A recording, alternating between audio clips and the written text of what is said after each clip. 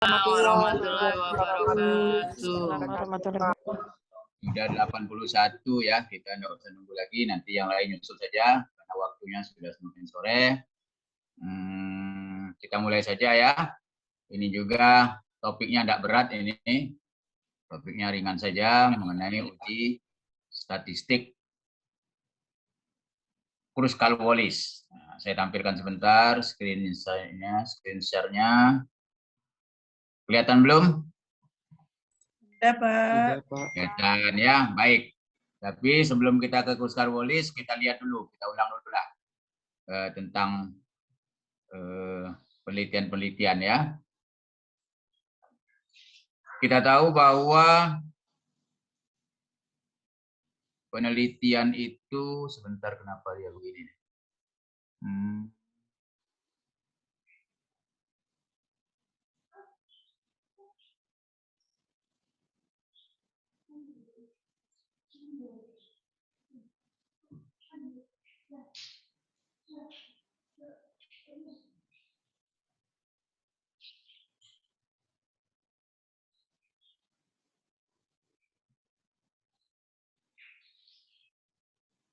Baik. Kelihatan ya karena tulisannya cukup besar ini. Ini kita lewati saja. Mungkin kamu masih ingat ini.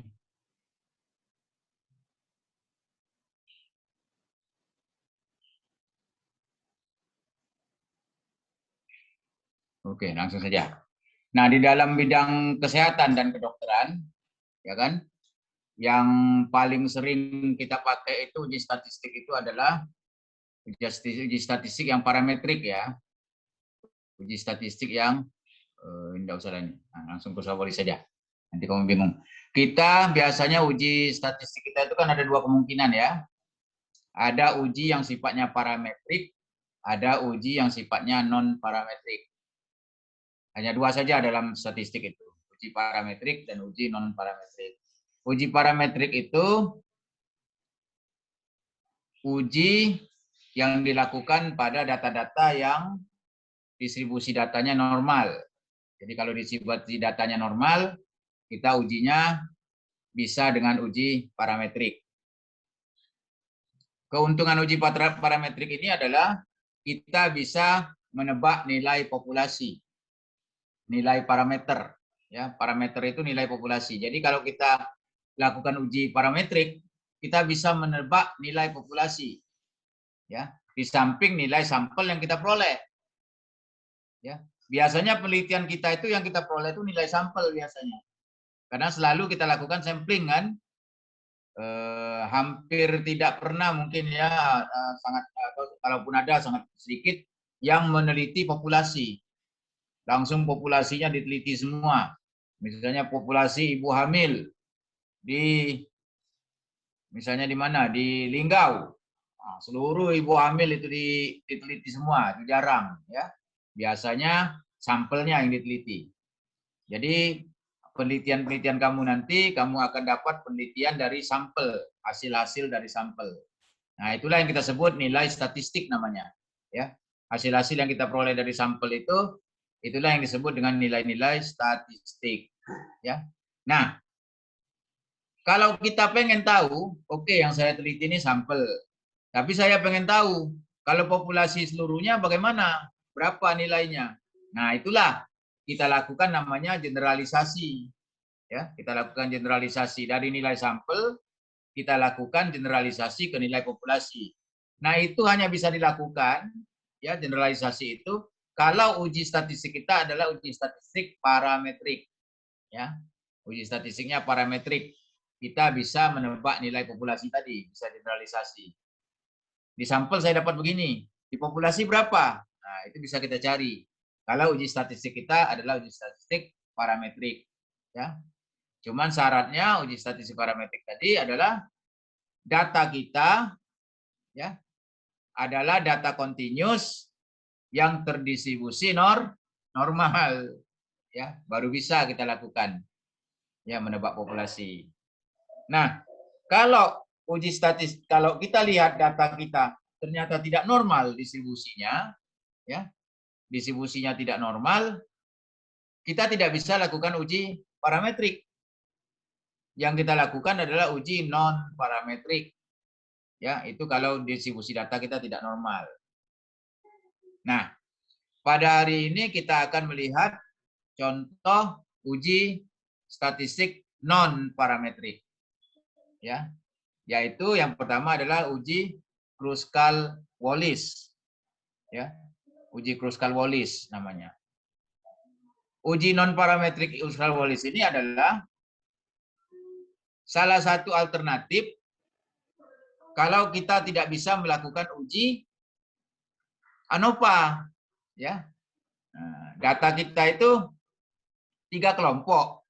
Ya, ada 3 kelompok. Misalnya kita pengen tahu IQ anak-anak dari keluarga misalnya miskin, keluarga menengah, keluarga kaya, misal saja ya. Ini yang mudah di ini saja. Misalnya di kecamatan kita itu kan ada orang yang kelompok miskin, ada kelompok yang sedang, ada yang kelompok yang kaya. Kan ada 3 kelompok itu. Nah, kita pengen tahu dari masing-masing kelompok ini berapa sih nilai IQ anaknya rata-rata. Jadi masing-masing anak-anaknya itu di masing-masing yang miskin diperiksa anaknya IQ-nya. Ya, kategori miskin nanti tergantung apa berdasarkan UMR atau berdasarkan apa terserah nanti pada waktu penelitian kamu misalnya. Pokoknya nanti dapat 3 kategorinya. Miskin, sedang, kaya. Ya. Nah, kamu ingin meliti, ada enggak sih beda IQ antara 3 kelompok ini, ya, anak-anaknya. IQ-nya diukur. IQ itu kan data continuous itu, ya. Ada IQ-nya berapa misalnya 100, IQ-nya 120, 118, 100 berapa ya kan? Atau 100 pokoknya datanya continuous ya. Atau interval, continuous ya, interval atau rasio, ya. Nah, kalau data IQ itu distribusinya normal, ya, kamu uji dengan Medwitney, ya, kamu uji dengan Kolmogorov-Smirnov atau yang lainnya, ya, untuk menguji apakah normal atau tidak. Ternyata normal semua. Pada kelompok yang miskin, distribusi IQ anaknya normal. Kelompok yang sedang, kategorinya IQ anaknya juga distribusinya normal datanya. Pada kelompok yang kaya, distribusi IQ-nya juga normal. Nah, itu bisa kamu lakukan ANOVA, ya, uji ANOVA untuk mengetahui ada enggak beda, ya, IQ antara anak di kelompok miskin, anak kelompok menengah, dan anak di kelompok yang kaya. Ada enggak beda IQ mereka? Itu bisa dengan ANOVA kalau datanya terdistribusi normal semua. Tapi kalau kamu cek di kelompok miskin, distribusi IQ-nya normal. Tapi di kelompok yang menengah, distribusi IQ-nya tidak normal distribusinya. Ya. Sebalik kemudian di yang kaya, normal atau tidak normal. Jadi ada beda. Ya, ada salah satu kelompok tidak normal.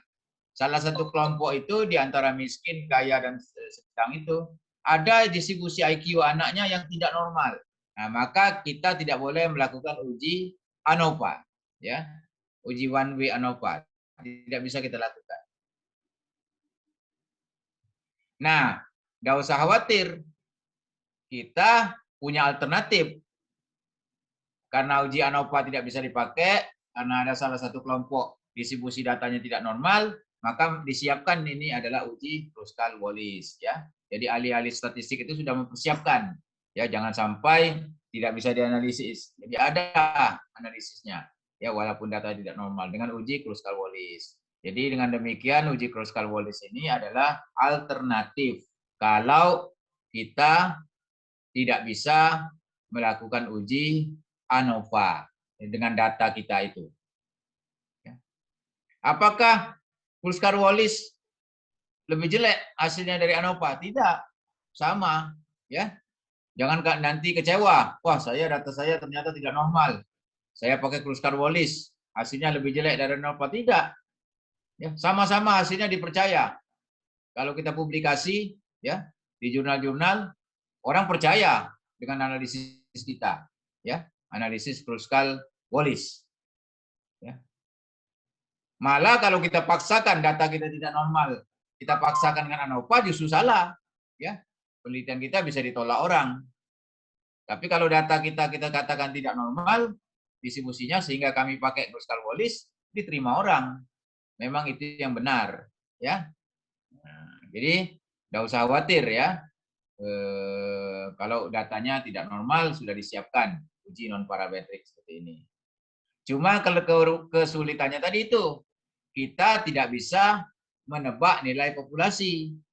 Kita cuma bisa tahu sampel kita ini saja. Di sampel kita ternyata ada beda atau tidak ada beda bermakna antara IQ yang miskin, yang sedang, dan yang kaya. Ya, bagaimana di populasi? Nah, itu yang kita tidak bisa tahu karena uji kita adalah non parametrik.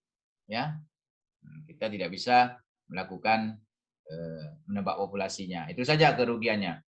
Tapi kesimpulan kita tetap dipercaya orang, ya, non parametrik yang kita pakai tetap dipercaya orang hasil kesimpulan kita karena itu uji yang tepat, ya, memang diakui oleh para ahli-ahli, ya. Jadi tidak usah khawatir. Ya. Jangan sampai salah uji data kita tidak normal kita pakai ANOVA justru salah. Kalau tidak normal datanya uji Kruskal-Wallis, ya, itu saja. Jadi secara sederhananya uji Kruskal-Wallis ini adalah uji alternatif yang kita gunakan kalau kita tidak bisa melakukan one way ANOVA. Ya, data kita 3 kelompok. Tapi kalau data kita cuma 2 kelompok, ya, misalnya kelompok yang dibawa UMR dibandingkan dengan kelompok UMR ke atas, hanya 2 kelompok. Nah itu kita pakai bukan ANOVA kan? Pakai apa itu? Ujinya kalau cuma 2 kelompok. Ini kita bicara 3 kelompok, miskin, kaya, sedang. Kalau dia cuma 2 kelompok, di bawah UMR, di atas UMR, kita pakai apa ujinya? Uji Dites, ya. Dites. Tapi kalau datanya tidak normal salah satu, yang di bawah BPJS atau yang di bawah UMR atau di atas UMR salah satunya ada tidak normal, kita tidak bisa pakai dites. Berarti kita pakai apa? Mann-Whitney. Mann-Whitney, ya, alhamdulillah ya. Nah, jadi tidak sulit statistik itu ya. Nah, kalau 2 kelompok normal pakai dites, tidak normal alternatifnya Mann-Whitney. Begitu juga yang 3 kelompok, kalau dia normal pakai ANOVA, yang tidak normal pakai Kruskal-Wallis. Cara ujinya sederhana dengan apa? Dengan SPSS, ya.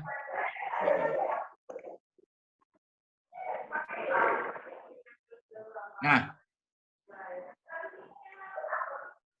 ya, jadi tidak harus memenuhi asumsi normal, ya, boleh dilanggar karena non parametrik. Ya, ini contoh lain ya, contoh lain adalah kita ingin membandingkan nilai ujian siswa yang kita pembelajarannya ada 3 metode, metode A, metode B, metode C. Ini kan 3 juga kan metodenya. Mau menilai apakah di antara 3 metode ini beda nilai ujian siswanya, ya. Misalnya ternyata metode C lebih bagus sehingga nilai siswanya rata-rata lebih tinggi dibanding metode A, metode B. Nah, untuk melihat itu kita bisa pakai uji ANOVA kalau dia normal atau uji non Kruskal-Wallis ini kalau distribusinya ada yang tidak normal, ya. Jadi sederhana, jangan dipikir sulit, ya. Sederhana sekali ini. Namanya saja yang kayaknya seperti Kruskal-Wallis, ya, susah nyebutnya. Padahal sederhana sekali konsepnya. Nah, kalau kita mau lihat di apa secara rumus, memang rumit rumusnya, ya. Jadi tidak usah kamu hafalkan rumusnya nih, kecuali kalau kamu jago matematika, ya, jago statistik, jago matematika, bolehlah kamu otak-atik rumus ini, ya. Ini sekedar diketahui saja rumus ini, karena nanti kita yang akan kita kerjakan adalah dengan SPSS, ya, atau dengan Stata, terserah. Tapi kita di FKM ini rata-rata kita pakai SPSS, ya. Walaupun ada program lain, ada Stata, ada macam-macam ya. Nah, kita bicara SPSS yang paling mudah ya, yang paling banyak digunakan. Jadi ini rumus untuk diketahui saja, dilihat saja, bukan untuk kamu pahami. Kecuali yang memang ahli matematik atau statistik, silakan mau didalami. Ya. Nah, tadi syaratnya adalah variabel independennya kategorinya lebih dari 2 ya, minimal 3. Ya. Tadi kelompok kaya, miskin, dan sedang, ya, itu independennya. Variabel bebas, variabel terikatnya contoh kita tadi adalah IQ, ya. IQ tidak tadi kita numerik itu datanya, angka, ya. Skalanya minimal skala ordinal, tapi biasanya yang kita pakai adalah interval atau rasio skalanya. Ya. Kemudian harus independen dalam kategori itu, ya. Anak-anak kelompok miskin itu tidak mempengaruhi IQ anak-anak kelompok yang sedang, dan tidak juga saling mengaruh dengan IQ kelompok yang kaya, ya. Jadi bebas itu, antar kelompok tidak saling mengaruhi, independen, ya. Kecuali kalau datanya tidak independen, itu lain nanti analisisnya. Misalnya sekarang kamu kasih pelatihan, dilihat nilainya masih belum bagus, ya. Diulangi lagi pelatihannya. Nanti yang kedua dilihat, oh sudah naik dikit, ulang lagi yang ketiga, dinilai lagi.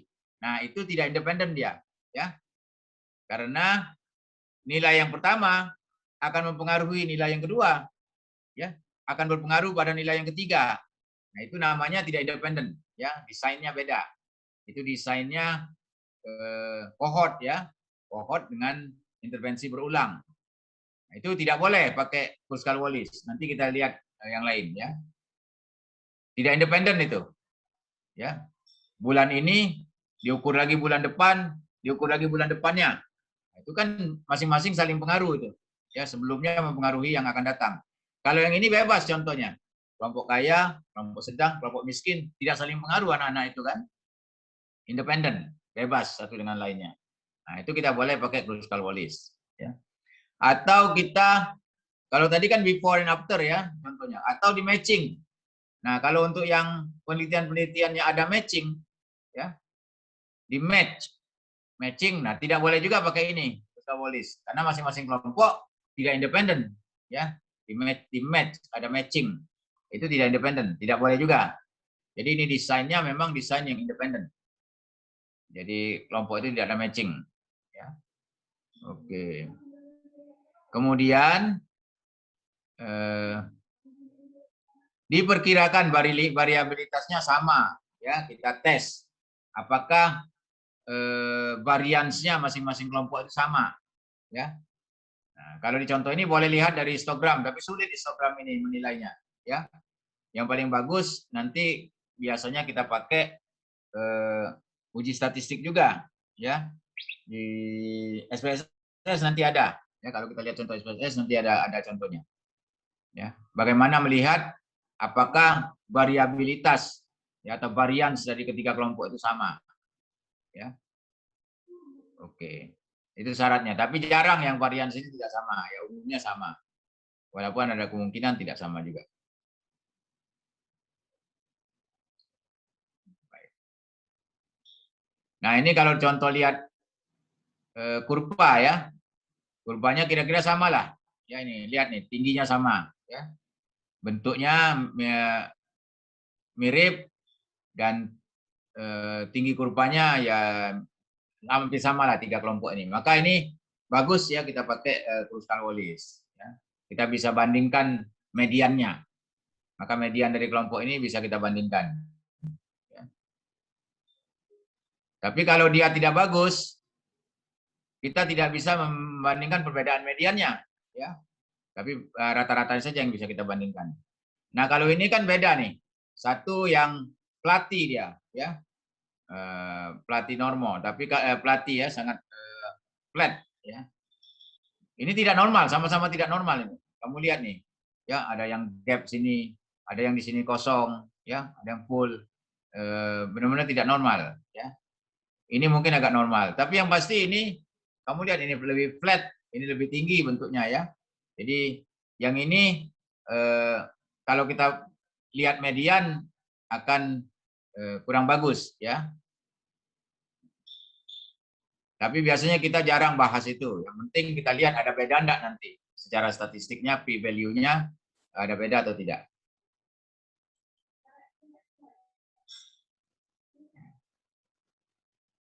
Nah, kesimpulannya bagaimana? Misal tetap yang keluar nanti nilai P ya. Jadi sebenarnya itu enaknya. Uji statistik itu apapun ujinya, tetap yang kita interpretasi nilai P-nya. Ya, nilai probabilitas ini.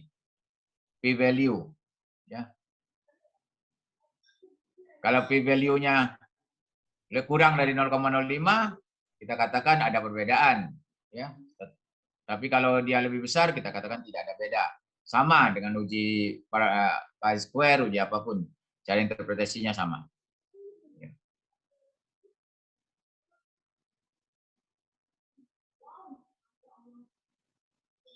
Nah, kalau dengan Kruskal-Wallis ternyata ada beda, ya antara misalnya IQ tadi. IQ ternyata ada beda antara IQ anak yang kelompok miskin dengan anak dari kelompok yang sedang dan anak kelompok yang kaya. Ya. P-nya ternyata 0,003. Ya kan? Dan lebih kecil, berarti lebih kecil dari 0,005. Berarti ada beda makna. Cuman dari situ kita belum tahu yang mana yang beda itu. Apa yang miskin dengan yang sedang, yang miskin dengan yang kaya, atau yang sedang dengan yang kaya yang beda. Ya. Sedangkan yang miskin dengan yang sedang tidak beda. Nah, itu tidak bisa kelihatan dari uji yang hasil P-nya itu. Ya. Nah, biasanya kita lakukan namanya post hoc, ya, Kruskal-Wallis. Ya. Nah, di sini disarankan masing-masingnya itu diuji antara yang miskin dengan yang sedang diuji pakai Mann-Whitney. Kemudian yang antara yang miskin dengan yang kaya diuji pakai Mann-Whitney lagi. Yang antara yang B dengan yang sedang dengan yang kaya Mann-Whitney lagi. Jadi nanti kelihatan yang mana yang beda, ya. Nah, ini boleh dilakukan di Kruskal-Wallis karena ini non parametrik. Boleh kita lakukan di antara tiga itu A dengan B kita cek, A dengan C, B dengan C. Nanti ketahuan yang mana yang beda. Oh, ternyata A dengan B beda.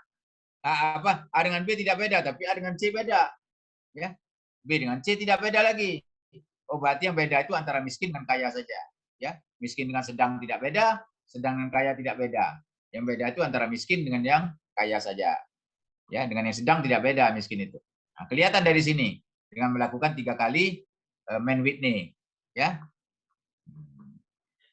Ini boleh dilakukan non parametrik. Tapi kalau di parametrik tidak boleh. Kita uji ANOVA, kemudian masing-masingnya kita uji dengan t-test. A dengan B kita t-test, A dengan C dengan t-test. Tidak boleh, ya. Itu akan berdampak negatif pada hasil.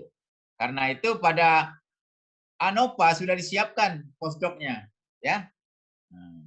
Postdoc-nya sudah disiapkan, bukan seperti ini caranya. Postdoc-nya itu pada waktu kita uji ANOVA, kita langsung klik, kita minta postdoc-nya, nanti langsung dikeluarkan, ya, postdoc-nya. Tapi kalau di Kruskal-Wallis tidak ada. Jadi caranya adalah masing-masing dilakukan lagi Mann-Whitney. Jadi agak panjang ceritanya. Ya, 4 kali analisis kita. Analisis Kruskal-Wallis dulu, oh ternyata ada beda. Cuma tidak tahu yang mana yang beda. Lakukan Mann-Whitney 3 kali, oh baru ketahuan. Oh ini dengan ini yang beda. Oh beda semua ternyata. Ya. Tapi kalau ANOVA sekali saja uji ANOVA, langsung kita minta di optionnya. Keluarkan postdoc-nya. Nanti keluar postdoc-nya. Ya, langsung. Ya. Mudah-mudahan kamu sudah praktek ya dengan yang ngajar tentang ANOVA itu. Bagaimana post hoc-nya. Ya. Sehingga begitu kita lakukan uji ANOVA, langsung dikeluarkan post hoc-nya. Ya, sehingga kita tahu yang mana yang beda. Nah, kamu tidak usah khawatir di YouTube itu banyak sekali ya contoh-contoh. Di YouTube itu banyak contoh-contoh Pulse Karbolis ya. Hampir seluruh statistik lah ya. Tinggal kamu bagaimana mencarinya. Ini saya kasih contoh ya. Yang saya ambil di YouTube. Contohnya adalah kelihatan enggak ini di layar kamu? Halo? Kelihatan. Ya? Nah, ini contohnya nih. Di YouTube Watch ya, saya klik ya, YouTube-nya. Saya klik. Kita masuk ke YouTube.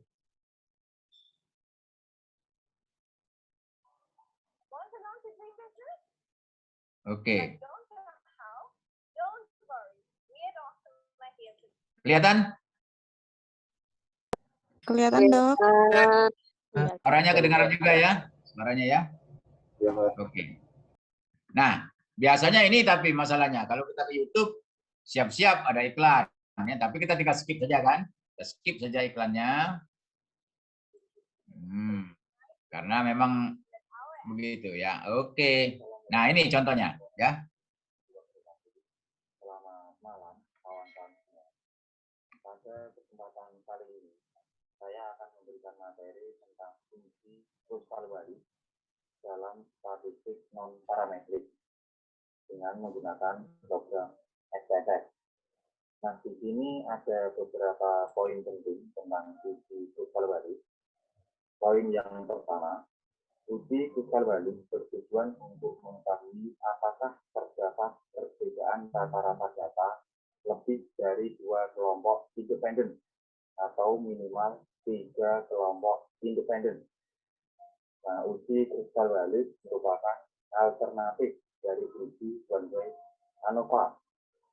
Namun, sebelum dilakukannya uji Kruskal Wali, ada beberapa syarat yang harus terpenuhi.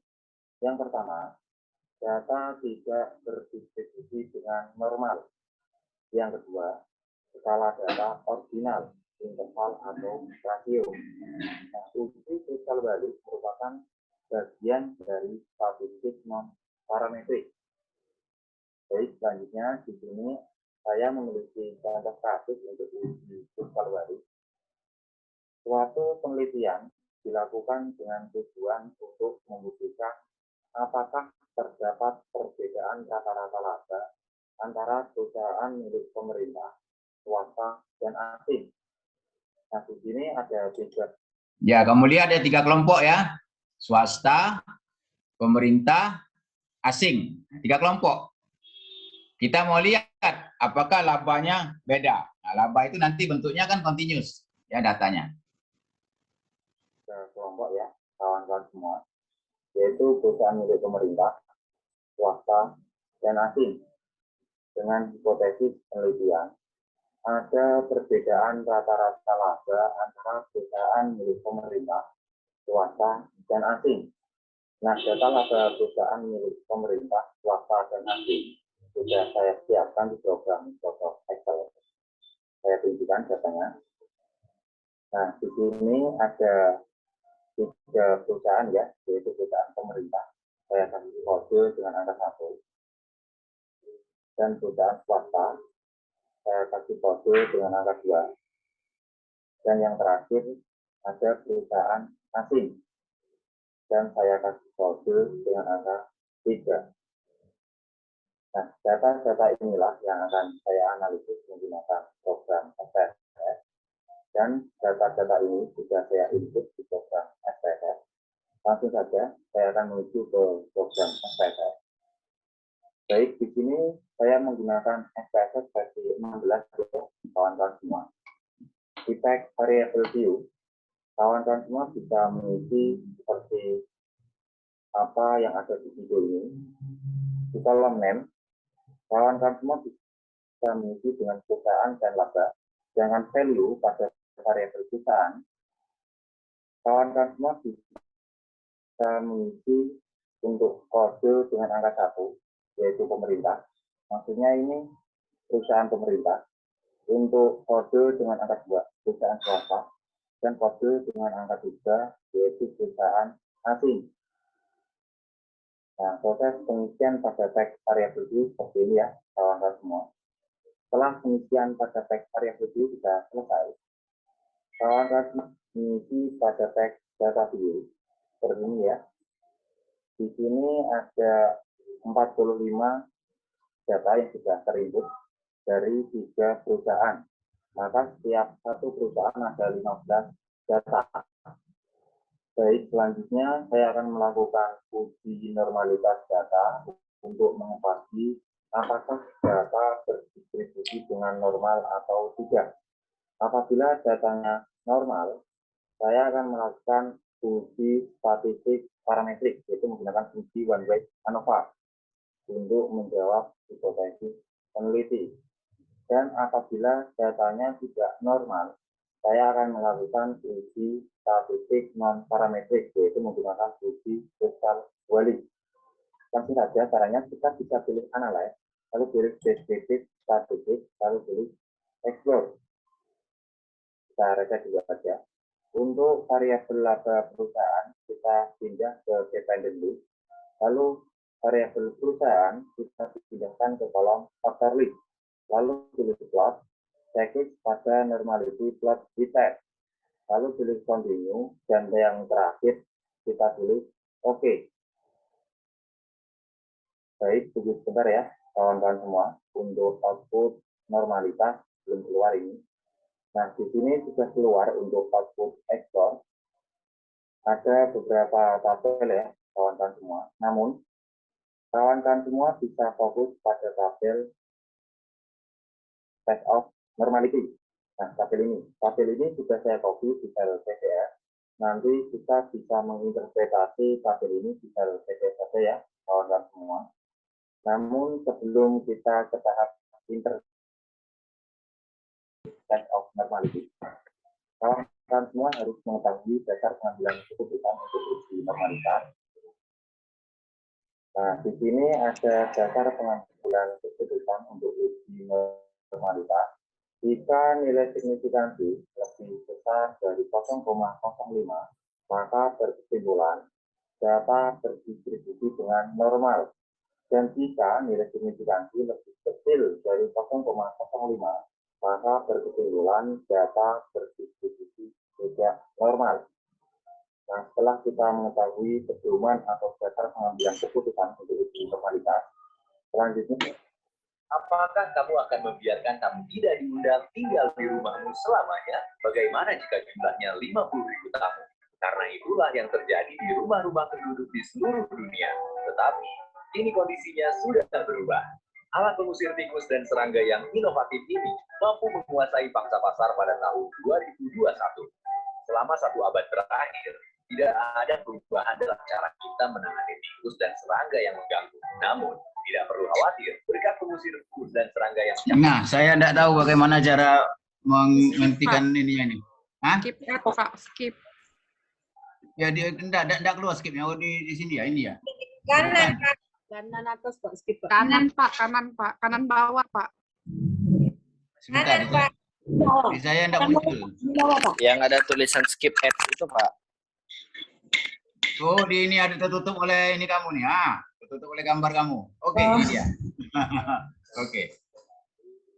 hasil output SPSS uji normalitas di tabel test of normality. Nah, di sini untuk perusahaan pemerintah memiliki. Nah, uji normalitas ini ya agak beda sedikit interpretasinya dengan uji p-value ya. Cara interpretasinya. Kamu lihat misalnya perusahaan swasta ya, swasta. Ternyata uji normalitasnya tadi berapa ya? Nah ini nih ya, misalnya nih pemerintah nih. Normalitasnya 0,3. Artinya ada perbedaan atau tidak itu? 0,03. Signifikan enggak perbedaannya? Tidak. Hah? Lebih kecil dari 0,05 kan? Iya, Pak. Iya, Pak. Ya, Berarti Pak. signifikan. Ya, beda. Artinya data pemerintah ini, laba pada kelompok pemerintah ini, ya, dia berbeda dengan nilai normal. yang ada di dalam SPSS. SPSS itu punya nilai normal. Nah, pemerintah beda 0,03, beda signifikan dengan nilai normal yang ada di SPSS. Maka kita katakan laba pada kelompok pemerintah distribusi datanya tidak normal. Ya. Karena dia signifikan bedanya dengan yang normal, ya, berbeda signifikan dengan normal, berarti dia tidak normal. Kelompok swasta juga 0,003, signifikan berbeda dari normal, berarti dia tidak normal. Kemudian asing 0,014, signifikan juga beda. Jadi dia berbeda dengan normal, artinya dia tidak normal. Jadi tiga-tiganya tidak normal ini, ya.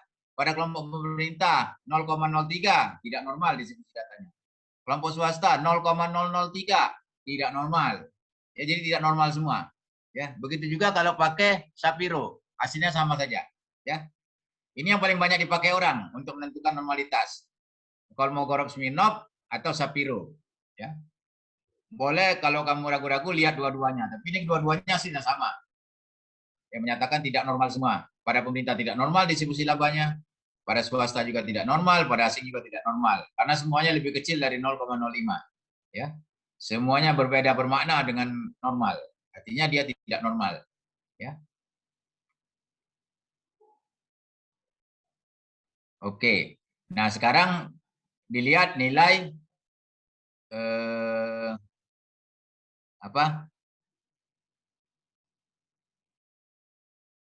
Kruskal-Wallisnya ya. Ini kebetulan kalau yang si contoh ini yang kita ambil ini ya. Nanti kamu kan tinggal ketik di YouTube. Tidak usah diketik seperti ini cara uji Kruskal-Wallis, tidak usah. Ketik aja Kruskal-Wallis SPSS. Langsung keluar semua nanti macam-macam. Tinggal kamu pilih kamu mau melihat yang mana, ya. Atau lihat semua sehingga kamu lebih memahami, ya. Nah, boleh salah satu atau dua atau sebanyak mungkin yang kamu mau lihat. Ya, ketik saja Kruskal-Wallis spasi misalnya SPSS atau Kruskal-Wallis dengan SPSS boleh, ya. Nanti akan keluar semua. Nah, dalam contoh ini kayaknya dia lebih senang pakai Shapiro nih, ya. Shapiro untuk pemerintah 0,023, ya. Berbeda bermakna dengan nilai normal, berarti dia tidak normal. Swasta berbeda bermakna ya dengan nilai normal, berarti dia tidak normal. Kelompok asing beda ya bermakna dengan normal, berarti dia tidak normal. Berarti tiga-tiganya tidak normal distribusinya. Karena itu harus pakai Kruskal-Wallis ya. Salah satu tidak normal saja dengan Kruskal-Wallis, apalagi tiga-tiganya tidak normal ya. Kita lanjut. Kalau salah satunya normal, berarti normal apa enggak, Pak? Kalau hanya salah satu normal, tetap mesti pakai Kruskal-Wallis. Harus tiga-tiganya normal, baru boleh pakai ANOVA. Ya. Kalau tiga-tiganya normal semua, baru kita pakai ANOVA. Ya. Oke. Jadi tiga-tiganya harus normal semua, baru pakai ANOVA. Maaf Pak, jadi kalau salah satunya tidak normal, berarti dia distribusinya tidak normal ya Pak ya? Dilanjutkan dengan Kruskal-Wallis. Ya, kalau salah satu one way Pak ya? Kruskal-Wallis. Oh, iya. Tapi kalau semuanya normal, baru ANOVA. Ya. Baik Pak, kalau makasih ternyata Pak. normal semua, kita bisa pakai ANOVA. Ya. Oh, berarti harus masukin faktor listnya ya Pak? Kalau untuk uji normalitas. List yang mana? Itu kan faktor listnya pemerintah, swasta, asing gitu Pak. Berarti harus dimasukin semua gitu ya Pak? Nggak boleh dependen. Ya. Kalau dependennya aja Pak? Dependennya aja tidak boleh, mesti nilainya masuk. Mesti masuk nilainya. Kita ulang ya, ini kan bisa diminta langsung nih pada waktu kita lakukan Kruskal-Wallis, ini kita langsung minta, kita langsung klik. Kamu perhatikan ya. Nanti baru langsung keluar ini. Oke. Untuk kode dengan angka 2, perusahaan swasta, dan kode dengan angka 3, yaitu perusahaan asing. Nah, proses pengisian pada teks variabel seperti ini ya, kawan-kawan semua. setelah demikian pada teks variabel view. Kalau untuk lihat data kita klik data view ini kan, nanti dikliknya data view ini. Nah, ini dia klik data view, keluar ini. Perusahaan 1, 2, 3, labanya semua ditulis ya. Jadi masing-masing kelompok itu 15, jadi seluruhnya 45. Perusahaannya kan ada 1 pemerintah, 2 swasta, 3 asing ya. Apakah data berdistribusi dengan normal atau tidak? Apabila datanya normal, saya akan melakukan uji statistik parametrik, yaitu menggunakan uji one way ANOVA untuk menjawab hipotesis peneliti.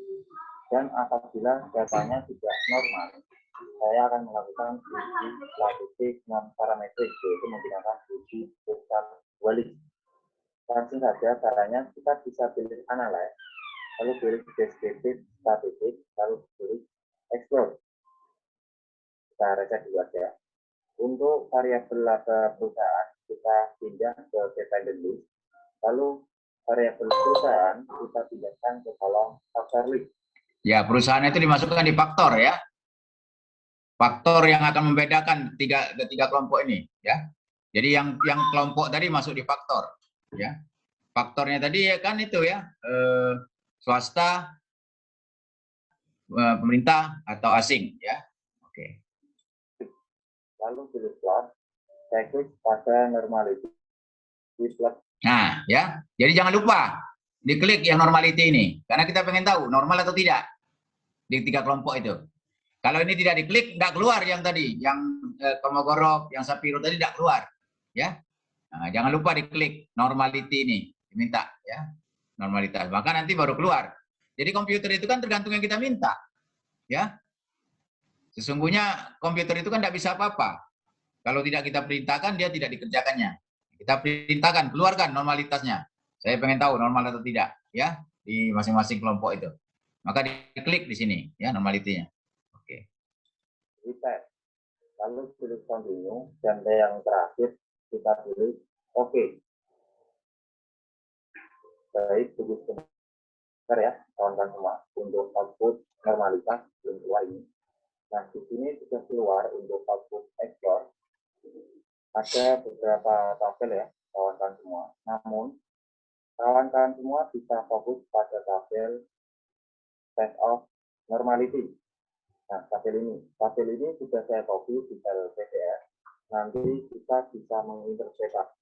Ya, ini karena kita klik ya. Tadi kita klik normality-nya, maka keluar tabel ini. Test of normality, karena kita klik tadi. Kalau tidak kita klik, tidak keluar dia. Tapi tabel ini di file PDF saja ya, kawan-kawan semua. Namun sebelum kita ke tahap interpretasi output test of normality, kawan-kawan semua harus mengetahui dasar pengambilan keputusan untuk uji normalitas. Nah, di sini ada dasar pengambilan keputusan untuk uji normalitas. Jika nilai signifikansi lebih besar dari 0,05. Ya, kalau lebih besar dari 0,05 artinya tidak ada beda bermakna. Ya, tidak ada beda. Artinya data kita tidak beda dengan data normal. Maka artinya data kita normal distribusinya, ya, karena tidak beda. Data kita tidak beda dengan distribusi normal, maka data kita normal. Kalau dia lebih kecil, data kita berbeda dengan distribusi normal, maka data kita distribusinya tidak normal, ya. Kalau di atas ini tidak beda, kalau ini tidak beda, berarti normal data kita. Ini berbeda dengan normal, berarti data kita tidak normal. Ya. Maka berkesimpulan, data berdistribusi dengan normal. Dan jika nilai signifikansi lebih kecil dari 0,05, maka berkesimpulan data berdistribusi tidak normal. Nah, setelah kita mengetahui pedoman atau dasar pengambilan keputusan untuk uji normalitas, selanjutnya kita bisa menginterpretasi untuk hasil output SPSS uji normalitas di tabel test of normality. Nah, di sini untuk perusahaan pemerintah memiliki nilai signifikansi sebesar 0,023. Untuk perusahaan swasta memiliki nilai signifikansi sebesar 0,004. dan perusahaan asing memiliki nilai signifikansi sebesar 0,000. Nah, ketika perusahaan ini memiliki nilai signifikansi lebih kecil dari 0,05, maka bisa ditarik kesimpulan bahwa data tidak berdistribusi dengan normal. Nah, setelah kita mengetahui datanya tidak normal atau distribusi data tidak normal, selanjutnya kita bisa melakukan uji krustal balik atau statistik non-parametrik untuk menjawab hipotesis peneliti. Caranya, kita bisa pilih analyze, lalu pilih non-parametric test, lalu pilih K-independent sample. Baik, di sini muncul kotak dialog ya, kawan-kawan semua. Untuk variabel laba sampel. Baik, di sini muncul kotak swasta dan asing. Sorry, salah. Perusahaan ini memiliki nilai signifikansi lebih besar setelah kita mengetahui data normal atau distribusi data tidak normal. Selanjutnya kita bisa melakukan uji krustal balik atau statistik non parametrik untuk menjawab hipotesis peneliti. Caranya kita bisa pilih analyze lalu pilih non parametrik. Ya, pilih analyze, pilih non parametrik ya, karena kita sudah tahu data kita tadi kan tidak normal. Maka kita pilih non parametrik ya. Nanti baru kita pilih K independent. Karena lebih dari 2. Kan yang non parametrik lebih 2 kategori. Kalau 2 kategori kita pilih 2 kategori. Tapi karena kita 3 kategori lebih dari 2, maka kita pilih K ya. K ini menunjukkan lebih dari 2 kategorinya. Bisa 3, bisa 4, bisa 5, bisa 6. Ya, kita pilih K ini. K kategori, artinya lebih dari 2 kategorinya. Tapi kalau kita main Whitney, kita pilih yang di atas ini, 2 kategori. Nah, karena ini kita 3 kategori, kita pilih K. Ya. K itu menunjukkan 3 atau lebih. Lalu pilih K independent sample. Baik, di sini muncul kotak dialog ya, kawan-kawan semua. Untuk variabel laba perusahaan, kita pindahkan ke tes variabel. Sedangkan variabel perusahaan, kita pindahkan ke grouping variabel. Lalu pilih grouping group, isikan dengan angka 1. Ya, mengapa diminta define group? Kadang-kadang kita punya 4 variabel atau 5 kelompok. Nah, kita mau bandingkan 3 dulu. Kita pilih 1 sampai 3. Ya, atau kita mau bandingkan 1, 3, dan 5. Ya, boleh kita pilih. Ya, 3 sampai 6 misalnya. 4 sampai 6. Ya, atau kita kode kita bukan 1 sampai 3. Kode kita 0, 1, 2. 3 kelompok, tapi kode kita 0, 1, 2. Kita kasih tahu 0 sampai 2. Ya, pokoknya 3 kelompok dia. Ya. Makanya ditanya, kelompoknya mana? Karena ada orang senang pakai 0. 0, 1, 2. Ya. Atau, nah ini kebetulan 1, 2, 3. Maka dimasukkan 1, 2, 3. 1 sampai 3. Dan angka 3 di kolom maksimum. Karena di sini ada 3 kelompok independen, yaitu perusahaan pemerintah, swasta, dan asing. Lalu pilih continue, dan yang terakhir kita pilih OK. Oke, sebentar ya.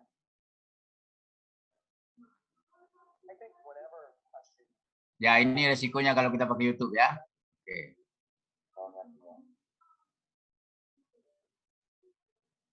Nah, di sini sudah muncul untuk output krustal balik. Ada 2 tabel ya, kawan-kawan semua. Ada tabel rank. Ya, ini tadi ya kita bisa ngecek 15, 15, 15. Artinya valid semua data kita ya. Data kita itu 15, 15, 15. Semuanya dianalisis 45. Ya.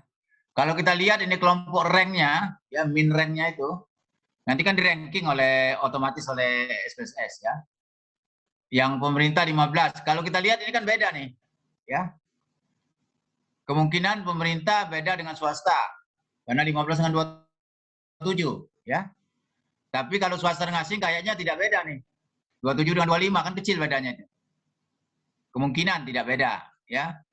Tapi kalau yang pemerintah dengan swasta mungkin beda. jauh 15 ke 27. Kita lihat saja nanti hasilnya. Ya.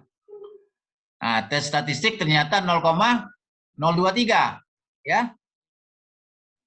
Menunjukkan ada beda. Ya, di 3 ini. Yang mana yang beda? Belum tahu kalau dari sini.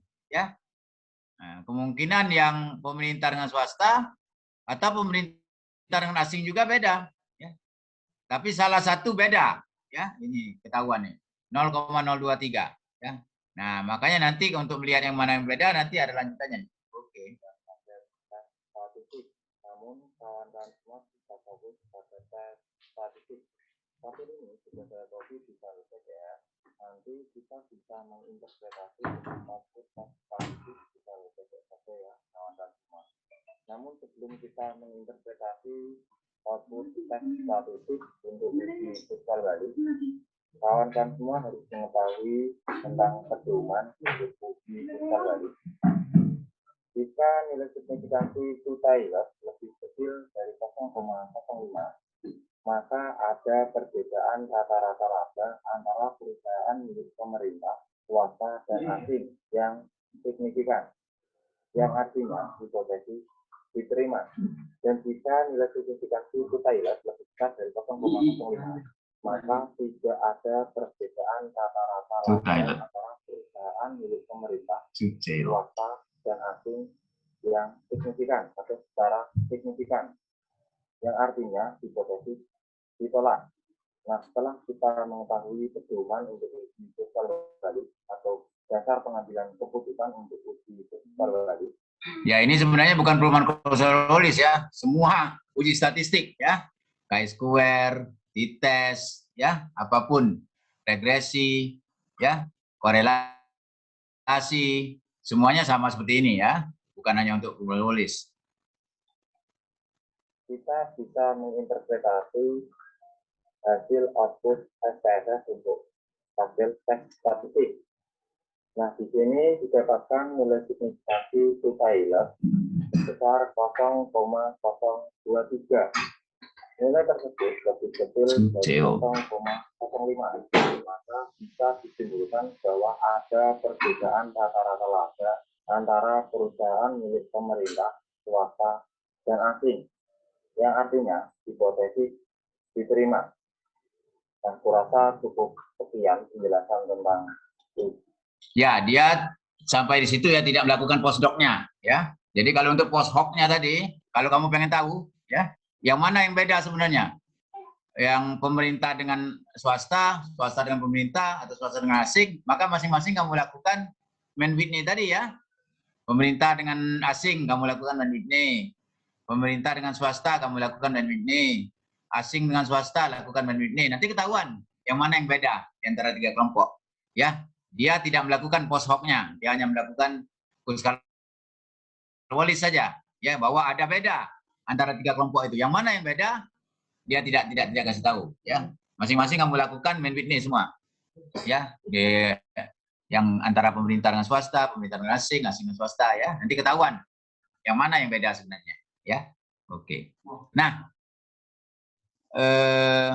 mudah-mudahan ya jelas tentang Coriolis ini, dan sebenarnya seluruh statistik bisa kamu cari di YouTube ini ya. Chi-square tinggal ketik saja chi-square SPSS ya, chi-square apa lagi misalnya t-test SPSS ya, kamu bisa belajar dengan nyaman, dengan santai di YouTube ya, sepuas-puasnya. Jadi itu enaknya sekarang ini ya. Kalau dulu susah ya, harus cari buku statistiknya dulu ya, nunggu dosen yang ngajarkan dulu ya. Kalau sekarang belum dosen yang ngajar, kamu sudah bisa pelajari sendiri ya, dan sebagainya. Baik, sampai di sini ada yang mau ditanyakan?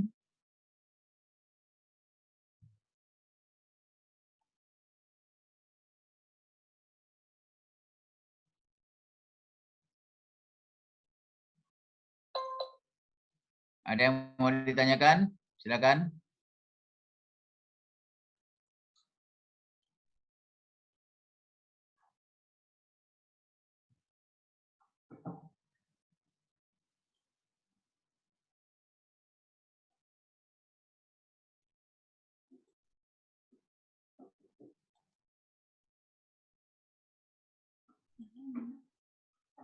Nggak ada ya?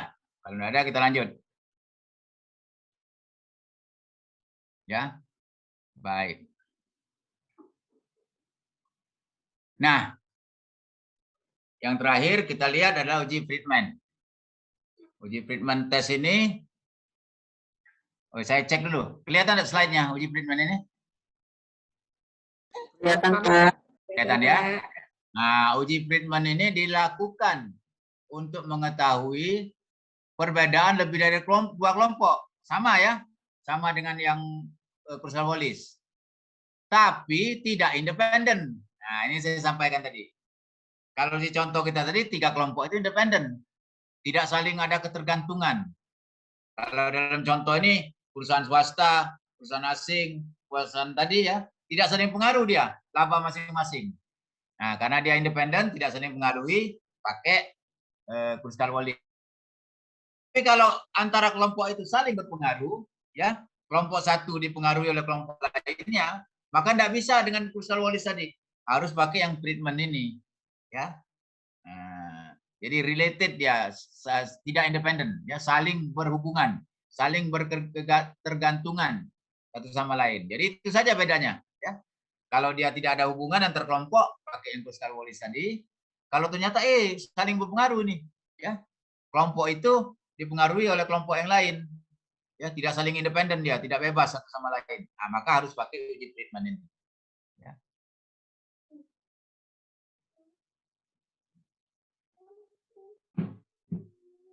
Oke. Uji Friedman merupakan alternatif dari ANOVA, ya, sama tadi, tetapi dia saling ketergantungan satu sama lain. Ya. Ini contoh kasus, seorang guru ingin mengetahui bagaimana respon siswa dalam belajar dengan memberikan 4 metode yang berbeda. 3, 4, atau 5, terserah. Ya, pokoknya lebih dari 2. Ya. Pada minggu pertama diberikan metode A, minggu kedua diberikan metode B, minggu ketiga metode C, minggu keempat metode D. Tiap-tiap metode itu dinilai. Nanti dibandingkan nilainya. Nah, ini tidak independen ini. Ya, muridnya sama. Murid-murid itulah, ya. Murid itulah, satu dikasih A, minggu depan dikasih B, kan muridnya sama. Jadi masing-masing minggu-minggu itu tidak bebas, tidak merdeka dia, ya.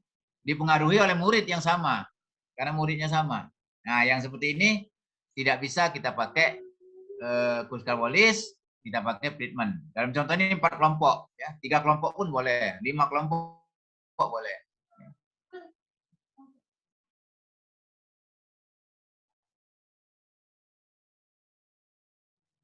Kategorinya hasil dari siswa itu buruk, sedang, baik. Jadi dia harus interval ya, ordinal ya bentuknya. Bentuk datanya adalah data ordinal. Ya. Jadi kalau datanya itu nilai tadinya, nilai 80, 70, 50, diubah dulu ya. 60 sampai ke 100, misal 70 sampai 100 baik. 50 sampai 65 sedang. Di bawah 50 buruk. Nah, diubah dulu begitu datanya. Baru kita pakai uji Friedman, ya. Nah, contohnya Friedman, kita lihat lagi uji Friedman, ya. Kembali ke YouTube.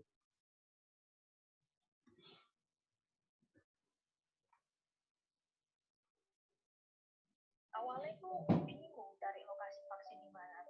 Ya, takut juga kalau lokasinya jauh ya.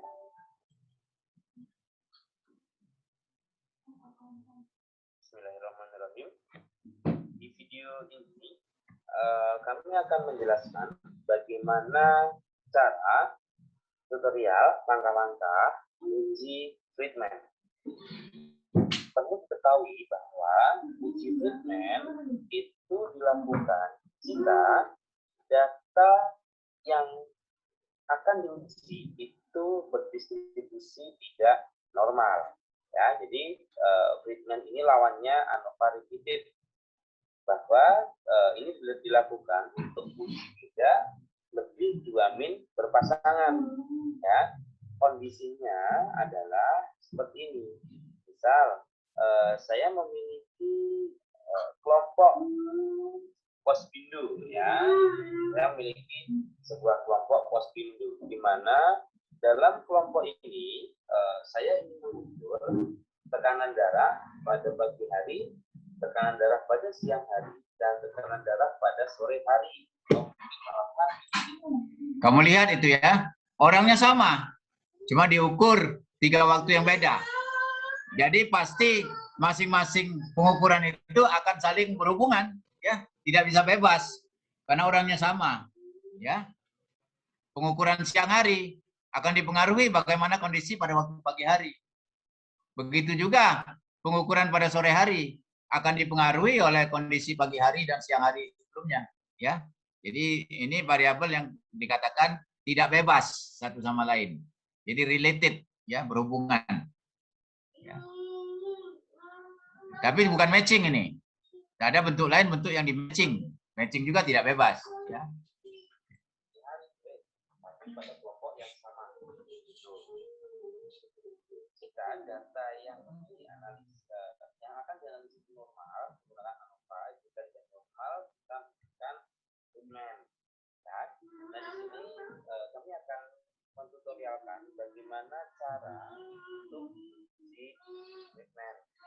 Di sini kami sudah memiliki data kami di sini mengenai pengukuran nilai pada bulan Januari, pada bulan Februari, dan pada bulan Maret pada kelompok yang sama, ya. Katakanlah SD Mentari pada orang pertama diukur Januari, diukur Februari, diukur Maret, diukur, ya. Jadi pengukuran berulang pada orang yang sama menggunakan uji Benjamin lebih dulu.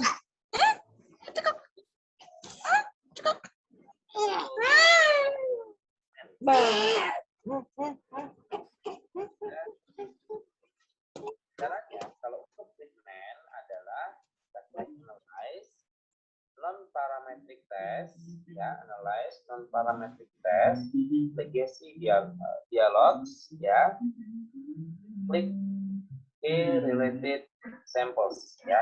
Ya, kita pilih yang related, ya, bukan yang independen. Ada K independen. Ini kan tidak independen dia. Pada waktu Kruskal-Wallis tadi kita pilih yang independen, ya. Ini kan tidak independen, tidak bebas. Maka kita pakai yang related, ya, atau repeated atau related. Oke. K related samples. Silakan Anda masukkan untuk bulan Januari, bulan Februari, dan bulan Maret. Silakan Anda masukkan, ya, dan pastikan ini sudah masuk semua. Pastikan yang diklik adalah treatment, ya, treatment. Biasanya tidak harus diklik, ya. Biasanya sudah otomatis itu. Pada waktu kita ke related, biasanya langsung SPSS defaultnya adalah treatment. Kecuali kita bukan mau treatment, kita mau yang lain, maka kita ubah. Tapi defaultnya di SPSS itu adalah treatment, ya. Dia klikkan sendiri oleh SPSS biasanya, otomatis. Sudah, silakan oke.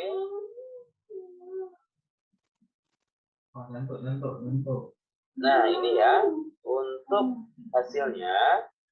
Hasilnya dapat dilihat pada bagian, ya, tes pada bagian ini, tes statistik. Fokusnya adalah di assign si, ya. Hasilnya adalah 0,0000, ya. Artinya dia di bawah 0,05. Jika di bawah 0,05 artinya ada perbedaan nilai pada siswa di mana nilainya itu diukur pada bulan Januari, pada bulan Februari, pada bulan Maret, ya. Jadi ada perbedaan, kan? Itu adalah cara untuk menganalisis si treatment. Cukup, ya. Mungkin begitu untuk video ini. Ya, jadi sederhana juga, ya. sama seperti Kruskal-Wallis tadi. Cuman bedanya kalau Kruskal-Wallis tidak berhubungan satu sama lain antara kelompok itu independen. Kalau dia tidak independen, kita pakai yang Friedman ini, ya. Jadi sederhana, tidak sulit, ya. Konsepnya cukup jelas. Kecuali kalau kamu mau lihat rumit rumusnya. Tapi kalau pakai SPSS tidak ada yang sulit, ya. Nah, karena di YouTube banyak, jadi kamu bisa ulang-ulang terus, ya, sampai kamu benar-benar memahami ini. Ya. Baik, silakan. Ada yang mau kasih komentar atau ada yang mau bertanya terkait dengan apa yang kita bicarakan pada sore hari ini?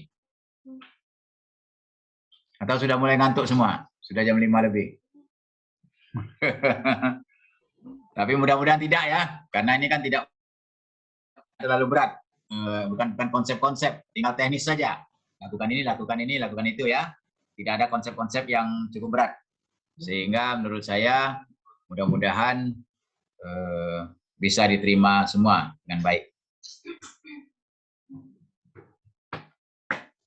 Silakan. Ada komentar?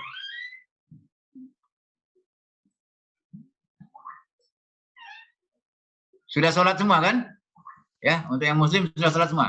Sudah, Pak. Sudah, Pak. Ya. Kalau yang belum sholat mau cepat selesai nih. Mau sholat dulu. Mudah-mudahan sudah semua. Baik. Ada pertanyaan?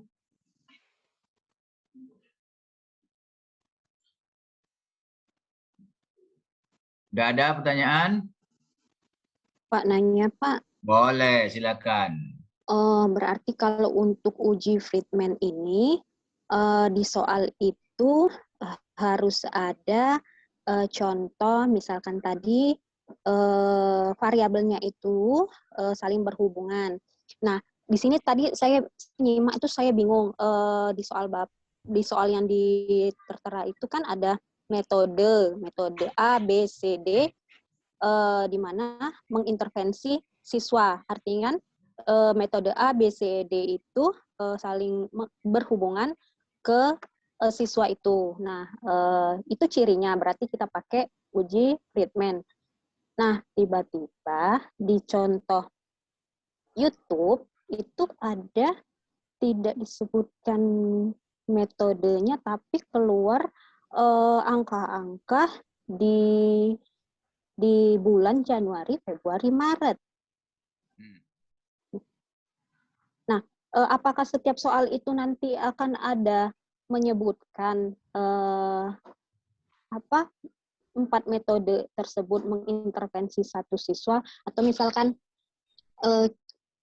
variabel apa ya Pak ya, yang bisa berhubungan ke satu dependen.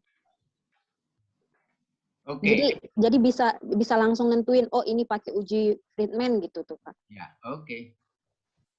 Baik. Sebenarnya contoh saya sama dengan contoh YouTube tadi. Di contoh saya ini adalah siswa, ya, siswa yang sama diberi 4 metode yang berbeda. Di contoh YouTube tadi, orang yang sama diukur pada tidak waktu yang berbeda, ya. Kalau di contoh yang di Friedman yang saya tampilkan ini, mahasiswa yang sama dikasih 4 metode yang beda. Kalau yang di contoh YouTube tadi, orangnya sama, diperiksa tidak waktu yang berbeda. Ya, orangnya sama kan? Di bulan ini diperiksa, bulan depan diperiksa. Sama dengan contoh ini. Siswanya sama, saat minggu ini dikasih metode ini. Minggu berikutnya kasih metode B. Minggu berikutnya. Jadi menunjukkan orang yang sama diukur berulang-ulang. Ya, sama kan? Di contoh yang saya sampaikan ini, siswanya sama, diukur berulang-ulang. Minggu ini diukur dengan metode A. Ya, berapa nilainya? Ya, berapa misalnya hasilnya. Minggu depan dengan metode B, diukur lagi. Ya, berapa reaksinya, berapa keaktifannya. Ya, jadi prinsipnya pengukurannya berulang, pada orang yang sama. Ya, kalau dalam dua contoh ini, baik yang dalam slide saya ini maupun di YouTube, orang yang sama diperiksa berulang-ulang. Itu prinsipnya, ya, diperiksa berulang-ulang. Nah, kecuali kalau dia matching. Nah, kita belum bicarakan matching itu, tapi matching tidak seperti ini ya. Matching itu biasanya 2 kelompok, ya, tiga kelompok seperti ini. Namanya usaha apa? Ya. Biasanya jarang lah treatment itu pakai matching. Biasanya begini, pengukuran berulang, ya, atau repeated measurement, ya, repeated measurement, pengukuran berulang.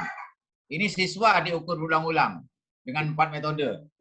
Metode A diukur hasilnya, metode B diukur hasilnya, orangnya sama.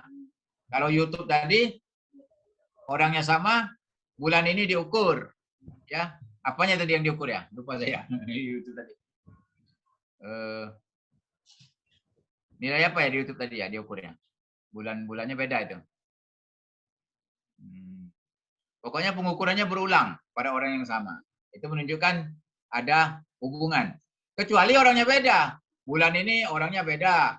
Bulan depan orangnya beda. Nah, kalau orangnya beda, tidak pakai treatment, ya, pakai yang Kruskal-Wallis tadi. Ya, pakai Kruskal-Wallis. Karena orangnya beda, tidak saling pengaruh, ya. Tapi ini orangnya sama, diukur berulang-ulang, pasti ada pengaruh, pasti ada hubungan, ya. Bagaimana? Masih bingung nggak? Dari soal akan kelihatan jelas, dari soal itu akan kelihatan bahwa ini orangnya sama diukur berulang-ulang, ya, akan kelihatan. Kalau yang dicontoh Kruskal-Wallis tadi kan perusahaannya beda, perusahaan swasta orangnya beda, ya, dinilai untungnya, labanya. Perusahaan asing orangnya beda, diukur labanya. Perusahaan swasta orangnya beda, ya, diukur labanya. Beda semua, pasti tidak berhubungan, tidak ada saling pengaruh satu sama lain. Ya, di contoh treatment ini orangnya sama diukur ulang-ulang, ya. Yang Pak, diukur jadi bisa macam-macam.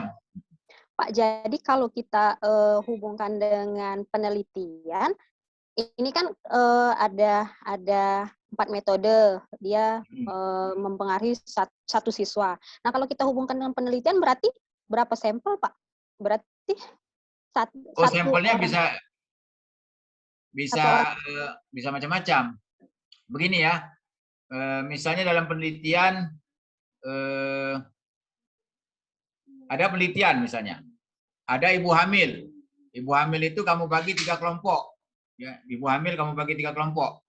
Kelompok 1 kami beri suplementasi gizi. Gizi apa ya? Gizi A katakanlah. Kelompok hamil B dengan gizi komposisinya komposisi B. Kelompok C, ibu hamil kelompok C diberi komposisi C. Kemudian kamu berikan selama 9 bulan, ya, zat gizi itu ke masing-masing kelompok. Kemudian kamu ukur anaknya, ya, berat bayi yang lahir. Apakah ada beda berat bayi lahir antara 3 kelompok itu? Nah, itu pakai apa kira-kira intinya? Treatment atau Kruskal-Wallis? 3 kelompok ibu masing-masing diberi dengan zat gizi yang berbeda selama kehamilan. Kemudian diukur anaknya. Hasilnya ya, hasil zat gizi itu kan anaknya kita ukur nanti. Selama hamil diberi zat gizi yang berbeda, 3 kelompok ibu itu, kemudian diukur anaknya, berapa berat bayinya masing-masing. Apakah beda berat bayinya? Itu pakai treatment atau pakai Kruskal-Wallis? Treatment. Kruskal-Wallis. Treatment lah. Kruskal-Wallis. Yang Kruskal-Wallis kenapa? Karena dia dependen. Tidak kelompoknya yang berbeda, Pak. Kalau presiden kelompok yang sama dengan orangnya beda ya, kelompoknya beda. Iya, beda-beda orangnya. Kelompoknya beda, diberi perlakuan berbeda, ya kan? Tidak ada pengaruh kan? Kelompok A tidak akan mempengaruhi kelompok B, kelompok B tidak akan mempengaruhi kelompok C, ya. Nah, jadi dia beda, independen itu. Harus pakai Kruskal-Wallis, ya. Harus pakai Kruskal-Wallis. Nah, Tapi kalau misalnya di contoh lain, sebentar, cari contohnya dulu. Karena mencari yang berhubungan ini kan.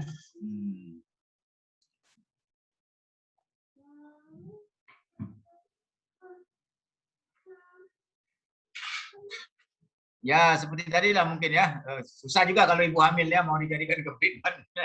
Karena diberi perlakuan beda-beda, kasihan ibu hamilnya. Ya. Perlakuannya satu saja. Tadi masing-masing saya gizinya satu. Ya mungkin bisa dicari contoh lain, bukan ibu hamil ya.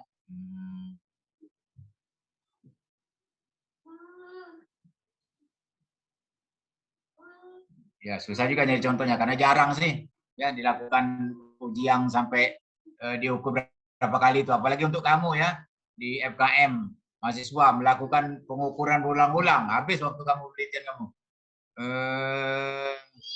Ya ini biasanya bukan untuk sekolahan ya, bukan untuk kita sekolah.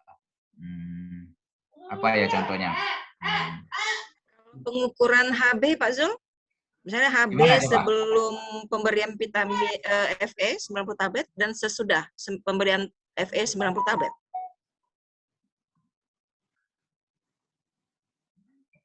Itu baru 2 kelompok. Baru 2 kelompok ya. Dites aja kalau cuma 2. Ya itu dites atau menu ini kalau 2 kan antara 2.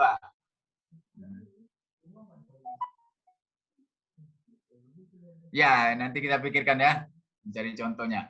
Karena memang sangat jarang ya, penelitian yang berhubungan sampai diulang-ulang 3 kali begitu. Ya.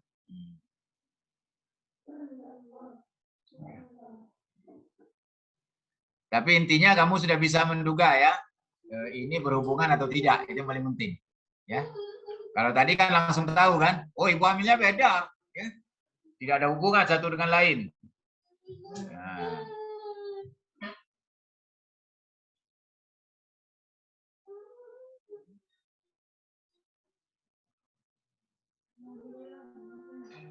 Iya, saya agak kesulitan mencari contohnya. Izin Pak Zul. Ya, silakan. Misalnya contohnya jika ibu hamil diberikan tablet tambah darah, yang pertama perlakuan pertama 30 tablet, kemudian yang kedua 60 tablet, yang ketiga itu 90 tablet. Nah itu bisa masuk uji treatment nggak Pak Zul? Yang diukur apanya? Status ininya, zat besinya, anemianya. Oh, setelah 30 hari pertama kita kasih zat besi ya. Ya. Kita ukur, ya kan? Ya. Berapa kadar di dalam darahnya? Ya. Kemudian Kadar bulan HB-nya. berikutnya kita beri tetap 30 lagi, kita ukur ya. Apakah beda kadar FE-nya ya? Iya, Pak. Nah, itu masuk ke dalam uji treatment bisa. Karena ibunya sama ya kan? Kelompoknya. Bisa. Cuman mungkin kalau kita mau teliti untuk S2 tidak akan disetujui ya. Nah, karena kepentingannya apa? Ya, kira-kira ya. Signifikansi penelitiannya itu untuk melihat apa? Ya. Nah, tapi uji statistiknya benar. Kalau seperti itu penelitiannya, itu treatment yang dipakai. Ya. Ibu yang sama diukur 3 kali yang berbeda kan? Setelah makan 30 tablet berapa FE-nya, ya kan? Setelah dia makan 60 tablet jadi berapa? Setelah makan 90 jadi berapa, ya kan? Nah, itu treatment. Karena dia saling mempengaruhi, ya. Kalau kadar zat besi awalnya sudah tinggi, 30 saja sudah tinggi, maka di 60 akan tinggi juga kan? Lebih tinggi lagi. Artinya kadar di 60 tablet dipengaruhi dari yang 30 tablet. Begitu juga 90-nya. Kita yakin akan tinggi juga, ya, karena sebelumnya sudah tinggi. Nah, artinya yang akan datang itu dipengaruhi oleh yang sebelumnya. Makanya dia tidak bebas, ya, tidak independen. Nah, itu contoh yang benar untuk uji treatmentnya. Tapi apakah proposal penelitiannya akan disetujui? Dilihat pembimbingnya, ya. Apa makna dari manfaat penelitiannya, ya. Tapi karena ada sesuatu yang bagus untuk dibuktikan, mungkin diterima, ya. Cuma biayanya jadi mahal juga 3 kali pemeriksaannya. Ya. Apakah dari sisi pembiayaan signifikan enggak untuk mahasiswa? 3 kali meriksa. Ya lumayan. Ya. Padahal pemeriksaannya tidak murah. Ya. Oke. Kemudian ada risiko lagi juga. Artinya penelitian ini kan penelitian kohort ini sebenarnya. Kalau penelitiannya bentuk begitu. Ya. Nah, itu ada risiko kehilangan sampel. Ya. Pada waktu pertama 30 dapat, 60 dapat, bulan berikutnya dia pindah. Atau dia mengalami sakit sehingga tidak bisa makan tablet itu, dikeluarkan dari penelitian. Nah, ada risiko begitu ya. Tapi itu risiko dalam penelitian seperti itu. Ditambah saja tinggal sampelnya. Takut kalau ada yang drop out, sudah kita siapkan. Ya, ya itu salah satu contoh yang bisa dilakukan uji treatment. Ya, kalau desainnya seperti itu. Baik.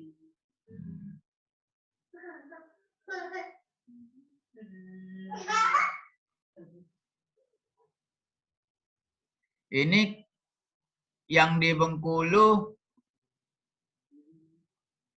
kita mulai penelitiannya kapan pengambil datanya ya? Tanggal 17 ya? 17 kami ke sana, 18 berarti. Mulai kita ngambil data. 18, 19, 20, Pak. Ngambil datanya ya? Oke. Ya. Oke, siap-siap. Doakan saja sehat-sehat semua sehingga kami bisa ikut semua. Insya Allah, Bapak datang kan Pak ya? Ya, insya Allah. Baik, saya kira sudah 17.30 ya. Karena ini sudah sore, mungkin bisa istirahat, tapi intinya kamu bisa ulang-ulang di YouTube itu berlimpah ya materi yang bisa dipakai untuk statistik ini dengan SPSS ataupun Stata atau dengan lainnya. Materinya cukup berlimpah sehingga bisa latihan, bisa puas-puas ya melihat itu semua. Chi-square, t-test, ANOVA, apapun ya. Alhamdulillah. Itulah kemudahan belajar saat ini ya. Jadi dosen itu cuma memfasilitasi. Yang aktif mendapatkan lebih dari yang kurang aktif ya. Baik. Kecuali kalau ada masih pertanyaan, silakan. Ya, saya masih bingung Pak Zul yang tentang normalitas data kan katanya data itu dikatakan normal. Nah, misalnya di uji ANOVA ada variabel faktor listnya, misalnya dimasukkan pengetahuan gizi ibu terhadap pendidikan, misalnya ada SD, SMP, SMA. Nah, jika normalitasnya signifikansinya itu 0,2, SD, SMP 0,2. Kemudian ada satu SD itu 0 atau kosong datanya. Itu datanya termasuk ke dalam data normal atau tidak normal, Pak Zul? 0 atau 0,000? Strip. Tidak ada data? Ya, tidak ada datanya. Oh, tidak. Kalau tidak ada data, bukan 3 kelompok, hanya 2 kelompok berarti. Maksudnya kan kemarin kan kami ada latihan soal ya Pak Zul ya pas materi ANOVA itu. Jadi ada pengetahuan gizi, bukan asupan zat besi. Kemudian pengaruhnya ke pendidikannya, ada buta huruf SD, SMP, SMA, kuliah misalnya. Nah, kemudian ada data satu ketika diuji normalitasnya itu datanya tidak keluar, cuman strip kayak gitu Pak Zul. Dan data yang lain tuh 0,2, 0,2 seperti itu. Kira-kira itu gimana Pak Zul? Itu tidak normal atau gimana? Kalau datanya tidak ada, tidak bisa diketahui normal atau tidak. Yang jelas nilai P-nya keluar enggak dari kelompok itu? P value-nya, berapa P-nya? Keluar enggak? Pakai apa? Kolmogorov atau pakai Shapiro? Kolmogorov-Smirnov. Kolmogorov. Ya. 0,00 P-nya, Pak. 0,000. Ya. Artinya berbeda bermakna, ya. Data itu berbeda bermakna dengan nilai normal. Artinya dia tidak normal data itu. Oh, berarti masuknya nanti ke uji Kruskal-Wallis ya? Kruskal-Wallis, karena ada yang tidak normal. Tapi kata dosen pas kemarin katanya tuh tidak masalah satu aja data tidak normal katanya masih bisa dikatakan normal seperti itu. Gimana itu? Saya jadi bingung. Pas kuliah tadi kata Bapak itu masuk ke ya, kalau saya sepemahaman saya kalau ada yang tidak normal kan tidak bisa dibandingkan dengan normal. Ya. Yang lain normal. Dia tidak normal, bagaimana membandingkannya? Ya. Ke ANOVA, ya. Kalau saya pakai Kruskal-Wallis kalau seperti itu, ya. Kalau saya pakai Kruskal-Wallis karena ada salah satu yang tidak normal, dia tidak berhak memakai parametrik karena prinsip kita parametrik itu adalah untuk data normal, ya. Kalau kamu baca di textbook di mana-mana, uji parametrik itu adalah uji untuk data yang normal. Nah, kalau ada yang tidak normal, maka artinya kan tidak terpenuhi syaratnya. Syarat untuk uji parametrik itu tidak terpenuhi karena ada data yang tidak normal, ya. Terima kasih, Pak. Mungkin ada satu lagi perbedaannya sama pertemuan sebelumnya. Hanya kita bisa uji normalitas itu pakai yang dependen, pakai yang numerik aja, Pak. Nggak usah memasukkan faktor listnya gitu. Faktor list mana maksudnya? Yang tadi misalnya ada SD, SMP, SMA dengan kadar HB. Jadi yang kita cek normalitasnya itu numeriknya aja, kadar HB-nya aja gitu, Pak. Oh, itu untuk keseluruhan ya. Untuk siswa, kalau kita mau uji ini, karena kan kita kelompok ini. Jadi yang harus kita kelompoknya, yang benar itu dicek. Bukan keseluruhan siswa. Misalnya siswanya 100, ya. Yang dari kelompok miskin, kelompok kaya, kelompok sedang, ada 150 siswa. Nah, itu kita 150-nya kita cek normal atau tidaknya. Itu data umum. Bukan seperti itu, mesti data masing-masing kelompok itu kita cek. Di kelompok kaya bagaimana? Karena kan kita bandingkan ke kelompoknya. Ya. Kaya mau dibandingkan dengan miskin, dibandingkan dengan yang sedang. Jadi kelompok itu harus kita pastikan bahwa kelompok itu distribusinya normal semua. Bukan keseluruhan datanya. Dari 150 itu normal atau tidak. Bukan itu. Ya.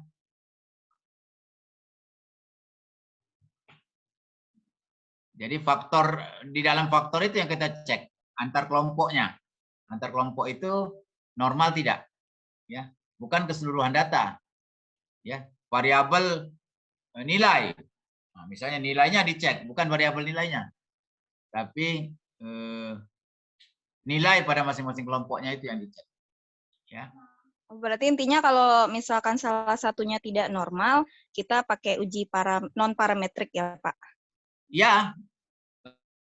Kalau saya prinsip gitu. Walaupun kalau kita pakai parametrik kita masih keluar hasilnya, ya. Tapi menurut saya kurang tepat, ya. Karena ada yang tidak normal. Sehingga dia tidak berhak memakai non parametrik, ya. Kita lihat haknya dulu. Yang berhak memakai parametrik itu yang normal. Kalau ada salah satu tidak normal, dia tidak berhak menggunakan. Walaupun kalau dipaksakan pakai parametrik keluar juga hasilnya, ya. Dan mungkin juga hasilnya tidak beda, ya. Dengan pakai Kruskal-Wallis, walaupun dengan pakai ANOVA itu sering tidak beda hasilnya, sama-sama bermakna atau sama-sama tidak bermakna. Tetapi secara konsep statistiknya beda, ya, jadi salah. Hasil bisa sama-sama ditolak hipotesisnya atau sama-sama diterima. Tapi kalau orang periksa secara detail, salah pakai yang parametrik, mesti pakai non parametrik. Walaupun hasil kesimpulannya kebetulan sama mungkin, ya.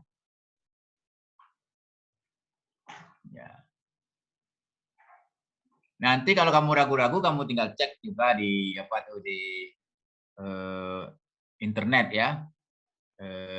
Bagaimana itu? Apakah salah satu kelompok atau kelompok? Saya kira ada itu. Ya. Sekarang ini mudah ngeceknya, ya. Asal kamu rajin buka, ketik, ya, tentang itu, kamu baca, akan banyak tulisan, ya. Saya tidak mengatakan saya yang pasti benar, tapi seingat saya seperti itu konsepnya, ya. Nah, itu bisa kamu cek. Saya kira banyak itu di internet, ya. Bagaimana cara melakukan itu. Oke. Izin Pak, bertanya Pak. Silakan. Pak izin. Ya, silakan. Iya, seandainya Pak ada data dengan 3 kategori Pak ya, tapi dari data itu satu kategori tidak ada di dalam data, apakah kita tetap bisa melakukan uji Kristawalis seperti itu Pak? 3 kategori tidak ada itu maksudnya apa? Maksudnya di data itu kan 3 kategori misalnya baik, sedang, buruk gitu kan Pak. Nah, Tapi di datanya itu di dalam satu kategori yang buruk itu di data satuan itu tidak ada Pak, cuman ada di masuk ke baik sama sedang. Apakah masih bisa diuji itu Pak? bisa tapi bukan pakai Kristawalis, pakai Mann Whitney karena 2 kelompok. Oh jadi dia dianggap 2 kelompok, tidak dianggap Iya. 3 kelompok walaupun dia Iya. 3 kategori gitu Pak ya? Iya, di kalau dalam tidak ada datanya ya. Iya, Salah satu iya. kelompok tidak ada data, artinya hanya ada 2 kelompok dia. Oh gitu Pak, oke. Ya. Ya, terima kasih Pak. Ya kadang-kadang kita kan melakukan 3 kelompok, tapi di lapangan ternyata tidak ada ya kelompok satu itu kita tidak temukan, ya kan? Berarti secara kenyataannya hanya ada 2 kelompok berarti. Ya, karena dia hanya ada 2 kelompok, maka kita pakai. Karena kalau kita paksakan pakai 3 kelompok dan Kristawalis, maka data kita akan salah nanti. Ya, hasilnya akan tidak sesuai, akan tidak bermakna atau malah tidak keluar hasil uji statistiknya. Kalau kita paksakan, coba kamu tes. Saya kira nanti tidak akan keluar hasilnya, ya. Nah, karena itu 2 kelompok dia jadinya, ya. Ya. Iya Pak, terima kasih Pak. Ya. Mungkin ada juga orang membuat itu ya kelompok jenis kelamin. Jangan-jangan ada banci ini ya. 3 kelompok kita ya, laki-laki, wanita, banci. Ternyata dalam pelatihan tidak kate banci, tidak ketemu, ya. Jadi tinggal 2 kelompok, laki-laki dan wanita, ya.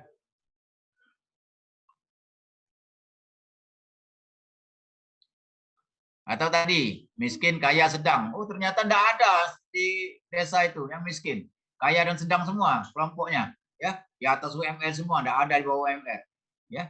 Ada di atas UMR atau sangat tinggi melebihi UMR. Berarti kaya dan sedang dan kaya semua. Artinya tinggal 2 kelompok. Kita pakai Mann Whitney saja, ya. Kalau datanya tidak normal, kalau datanya normal kita pakai itu.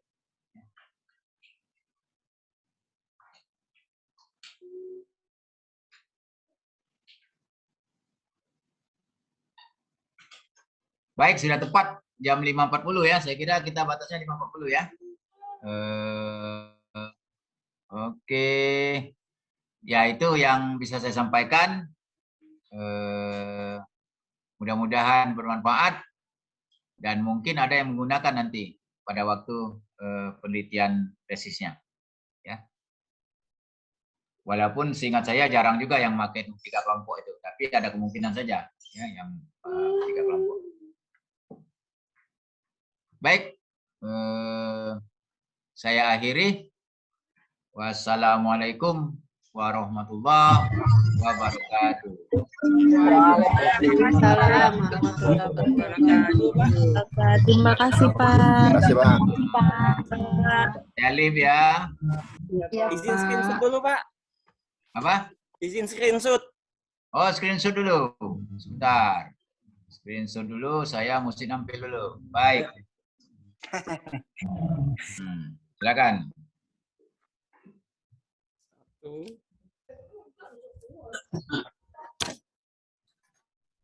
2,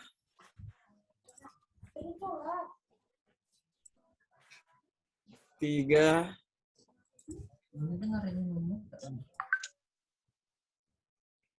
Oke Pak, sudah Pak. Terima kasih Pak. Sudah? Oke.